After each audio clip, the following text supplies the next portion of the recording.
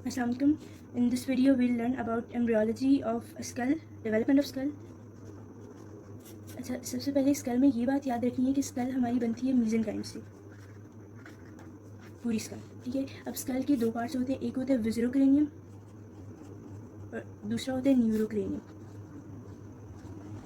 जब विज़रोक्रेनियम जो facial bones होती हैं उनको कहते हैं विज़रोक्रेनियम, और जो स्कल वॉल की बोन्स होती हैं उनको हम कहते हैं न्यूरोक्रेनियम। अब हमने देखना है कि ये दोनों बनती कैसे हैं। विज़रोक्रेनियम जो है इसकी भी दो तरह से बनता है, एक होता है कार्टिलेजिनियस विज़रोक्रेनियम और दूसरा होता है मेम्ब्रेनस विज़रोक्रेनियम। और इधर भी इसी तरह होगा कि कार्टिलेजिनियस न्यूरोक्रेनियम और विज़रल न्यूरोक्रेनियम, ठीक। अब इसको छोड़ के हम सबसे पहले विज़रोक्रेनियम की बात कर रहे हैं। विज़रोक्रेनियम में कार्टिलेजिनियस। तो एक बात याद रखनी है, ये जो कार्टिलेजिनियस पार्ट है, ये दो फेरेंजियल आर्चेस का कॉन्सेप्ट तो है ना। तो अब क्या होता है कि दो फेरेंजियल आर्चेस हैं, दो पेयर्स, फर्स्ट टू पेयर्स, वो क्या करती हैं, कार्टिलेजिनियस विज़रोक्रेनियम बनाती हैं। अब हम देखते हैं ये उन फेरेंजियल आर्चेस का रोल। अब पहली फर्स्ट फेरेंजियल आर्च जो है, फर्स्ट फेरेंजियल आर्च मतलब फर्स्ट पेयर, तो इससे क्या बनता है, इसको हमने दो पार्ट्स में डिवाइड कर दिया, डॉर्सल और दूसरा है वेंट्रल। डॉर्सल से हमारे पास दो बोन्स बनेंगी, एक है मेलियस, ये नाम याद रखने हैं, और दूसरी है इंकस, और वेंट्रल इसकी कोई रोल प्ले नहीं करती। अब सेकंड फेरेंजियल आर्च है, इसमें भी डॉर्सल एंड वेंट्रल, ठीक। अब क्या होता है कि डॉर्सल जो है वो स्टेपीज बनाता है and styler process of temporal bone, ठीक। अब इसका जो वेंट्रल पार्ट है ये क्या बनाता है, lesser horn plus superior part of hyoid bone,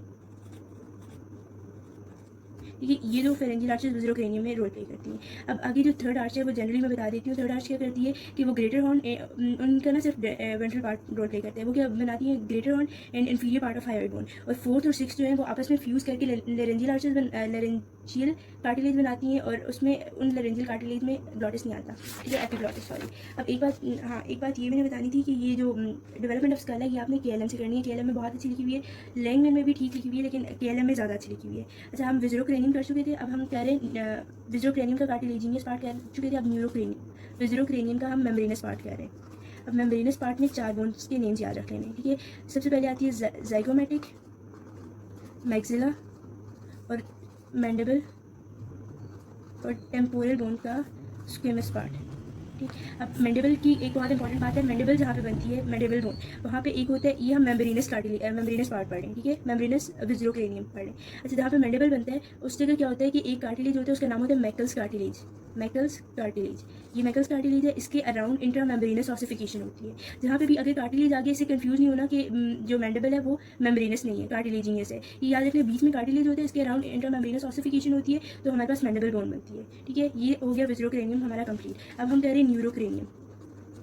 neurocranium भी इसी तरह दो पार्ट्स में डिवाइड होते हैं, एक होता है कार्टिलेजिनियस न्यूरोक्रेनियम और दूसरा है मेम्ब्रेनस न्यूरोक्रेनियम। अब कार्टिलेजिनियस न्यूरोक्रेनियम को हम कॉन्ड्रोक्रेनियम भी कहते हैं, और ये बनता है हमारे पास पार एक्सियल मीजोरम से, पार एक्सियल मीजोरम।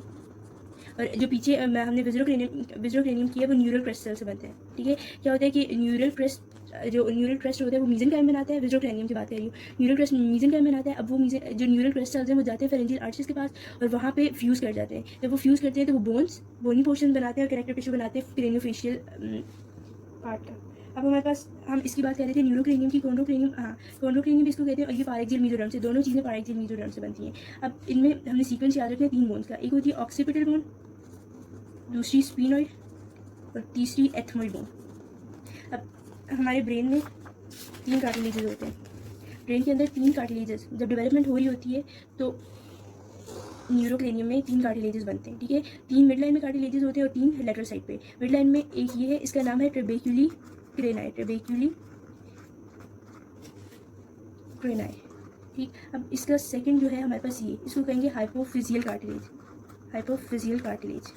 हाइपोफिजियल कार्टिलेज इसलिए कहते हैं, यहाँ पे थैलेमस बनता है, ठीक है, थैलेमस की डेवलपमेंट होती है। थैलेमस को हम कहते हैं ना, उसका नाम होता है हाइपोफाइसिस सेरेब्राई, तो उससे याद रखना है कि यहाँ पे हाइपोफिजियल कार्टिलेज बनेगा। और फिर ये है हमारे पास, इसका नाम है पैराकॉर्डल कार्टिलेज, पैराकॉर्डल कार्टिलेज। इनके नेम्स याद रखने हैं, ये तीन मिडलाइन कार्टिलेजेस है, इनके नाम रिपीट कर देती हूँ, ट्रेबेक्यूली क्रेनाई, हाइपोफिजियल कार्टिलेज एंड पैराकॉर्डल कार्टिलेज। अब ये मिडलाइन कार्टिलेजेस थे, अब साइड पे जो लेटरल कार्टिलेजेस होंगे, लेटरल में पेयर ऑफ कार्टिलेजेस होगा। सबसे पहले इसका नाम हम रख लेते हैं, हम नहीं रख लेते, पहले से होता है एला ऑर्बिटेलिस, इसके साथ ही बनता है एला टेम्पोरेलिस, और पीछे यहाँ पे बन जाते हैं ऑटिक कैप्सूल्स,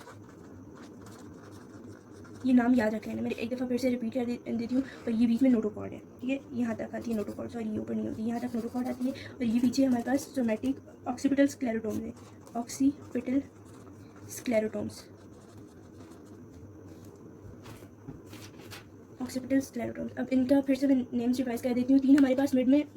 तीन मिड में कार्टिलेजेस हैं। उनका फर्स्ट का नाम है ट्रेबेक्युलिक रेनाई, सेकंड है हाइपोफिजियल कार्टिलेज और थर्ड है पैराकॉर्डल कार्टिलेज। अब इससे क्या पहले ये है हमारे पास ट्रेबेक्युलिक रेनाई। ट्रेबेक्युलिक रेनाई से हमें अगर हमें क्रेनियम की एनाटॉमी पता हो, मतलब बोन्स वगैरह पता हो, तो हमें उससे पता चलेगा कि यहाँ पे एथमोइड बोन प्रेजेंट होती है, जिसमें क्रिस्टा गिलाई वगैरह होता है, ठीक है। तो ट्रेबेक्युलिक रेनाई से एथमोइड बोन बनती है, ठीक। अब इसके बाद हाइपोफिजियल कार्टिलेज जो है, इससे कौन सी बोन बनती है? हाइपोफिजियल कार्टिलेज बोन से हमारे पास बॉडी ऑफ स्फीनॉइड बनती है। Hypophyseal cartilage body of sphenoid बनाता है, ठीक। और फिर उसके बाद ये है हमारे पास पैराकॉर्डल कार्टिलेज और ऑक्सीपिटल स्क्लेरोटोम, ये आपस में मिलकर ऑक्सीपिटल बोन बनाते हैं। ये मिडलाइन कार्टिलेजेस हो गए। ट्रेबेक्युलिक एथमोइड बोन बनाता है, hypophyseal cartilage body of the sphenoid बनाता है और पैराकॉर्डल कार्टिलेज और ऑक्सीपिटल स्क्लेरोटोम आपस में मिलकर ऑक्सीपिटल बोन बनाते हैं। अब जो साइड वाले इसको कहते हैं एला ऑर्बिटैलिस और एला टेम्पोरैलिस। एला ऑर्बिटैलिस जो है यहाँ पे बॉडी ऑफ स्फीनॉइड होगी, ऑब्वियसली साइड पे उसके विंग्स होंगे, तो एला टेम्पोरैलिस जो है वो ग्रेटर विंग बनाएगा ऑफ स्फीनॉइड और एला ऑर्बिटैलिस जो है वो लेसर विंग ऑफ स्फीनॉइड बनाएगा। और ये ऑटिक कैप्सूल जो है ये इनर ईयर की बोन्स बनाएंगे, इंटरनल ईयर्स बनाएंगे और ये क्या करेंगे? Petrous and mastoid part of temporal bone बनाएंगे, ठीक है। हमें पता है साइड पे टेम्पोरल बोन होती है तो उसके दो पार्ट्स होते हैं, petrous and mastoid part of temporal bone, ठीक है। तो हमने जो पिछला पढ़ा था, जो फेशियल विजुलोक्रेनियम में इसका स्टाइलॉइड प्रोसेस होता है टेम्पोरल बोन का, और न्यूरोक्रेनियम में पिट्रस एंड मैस्टोइड पार्ट आता है, ठीक है। ये हमारे पास ऑक्सीपिटल स्फीनॉइड और एथमोइड बोन बन गई। अब हमने इसका न्यूरोक्रेनियम का मेम्ब्रेनस न्यूरोक्रेनियम के बारे में पढ़ना है। अच्छा, मेम्ब्रेनस न्यूरोक्रेनियम जो है इसमें फ्लैट बोन्स आती हैं बेसिकली। अच्छा, सबसे पहले क्या होता है कि इंट्रामेम्ब्रेनस ऑसिफिकेशन होती है, बीच में ऑसिफिकेशन सेंटर होता है, साइड पे नीडल लाइक बोनी स्पिक्यूल्स बनते हैं, ठीक है। अब इन बोनी स्पिक्यूल्स की ऑसिफिकेशन जब हो जाती है तो ये पूरी फ्लैट बोन बना देंगे, ठीक है। और ये कैलवेरिया बनाएंगे।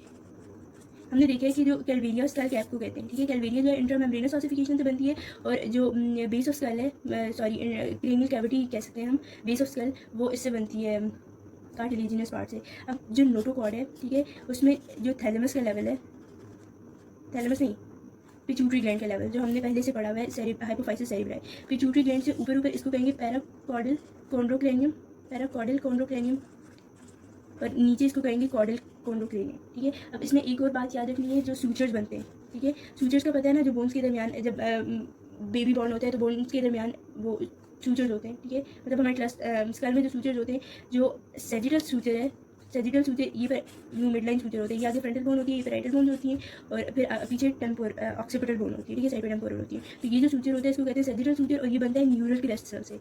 और जो कोरोनल सूचर है ये पार एक्सियल मीजोरम से बनते हैं, कोरोनल सूचर तो यहाँ पे होता है coronal suture, paraxial mesoderm से, और sagittal suture neural crest cell से बनता है। ये थी स्कल की डेवलपमेंट। अब इससे रिलेटेड जो एनॉमलीज है वो मैं नेक्स्ट वीडियो में बताऊँगी।